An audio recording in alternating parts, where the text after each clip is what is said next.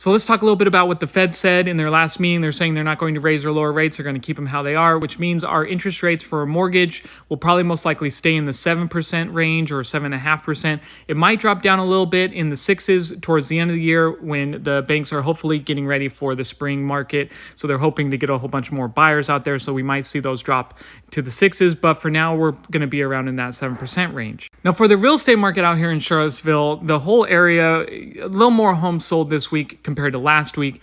But what I do want to stress is that a lot of the markets, if not all of the markets, sold right at asking price or right under asking price, or maybe a little over, like 1%. Keswick is sold 100% of your list price. So what does that mean? That means if you're selling your home, yes, it might be on the market longer. It's not going to be coming off every weekend. You list it and then it sells that weekend, unless it's super desirable. But it will sell, and it is selling for what you're asking for, which is a great indication of how strong the market is out here in the Charlottesville area. So don't be discouraged if your home's on the market for a little bit longer. It will sell. It'll just take time. And from all these stats that I show weekly, it's selling for your asking price. Now, Zion Crossroads still does not have a home sold in like the last couple weeks.